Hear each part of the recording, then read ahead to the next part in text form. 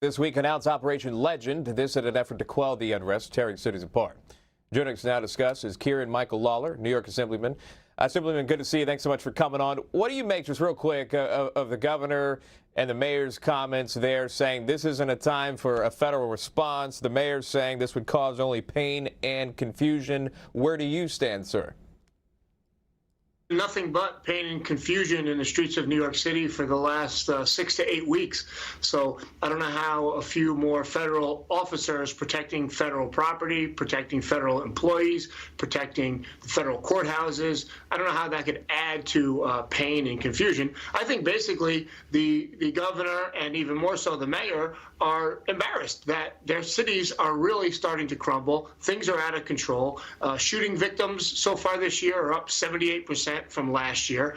People are literally being shot in the street, children being hit by stray bullets. It's a terrible, terrible situation. And federal intervention, especially by a president they don't like, is an admission that they don't have things under control. And they're doing a bad job in New York City and even in other cities around the state where they're not, the cities aren't as big as New York City, but on their own scale, they have similar problems going on.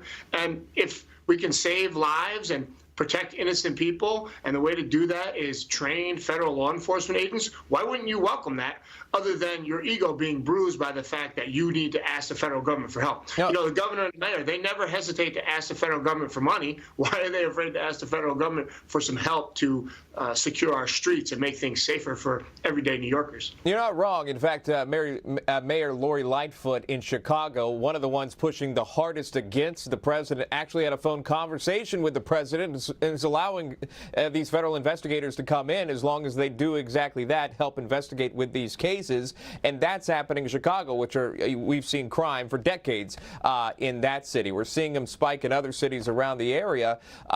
Where do you think, as far as Mayor Bill de Blasio, Governor Cuomo, they're in charge of making the decision of whether to allow this or not, but do they have the citizens' best interest in mind, I wonder? The folks I talk to in these areas, they don't feel safe, they don't feel protected. Who are these political figures keeping in mind when making these decisions, Assemblyman? Who do you think?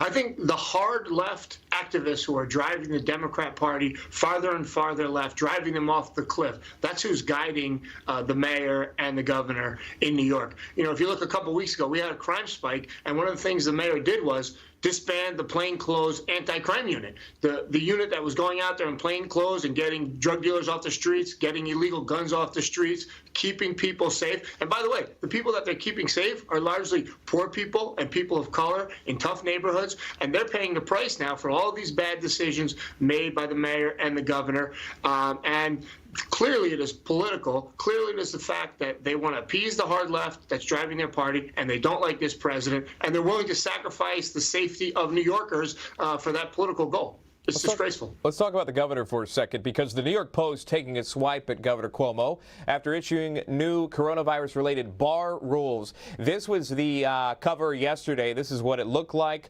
All dressed up as a general. The Post headline read, "Drink Tater," after the governor now made it a requirement that you must order food and not just chips when you order a drink. And one New York City restaurant is using their menu to display their displeasure with the governor as well. Take a look at this. Cuomo's unnecessary obligated menu options. I want to catch viewers up really quick about this. So if you're in New York City, basically, if you're in New York, you would go to a bar, you would order maybe a beverage, maybe you get a glass of wine. The restaurant will hand you some chips because that was the requirement. You had to get food with it. So the restaurant would be kind enough to give you some crackers or something just to follow the lines.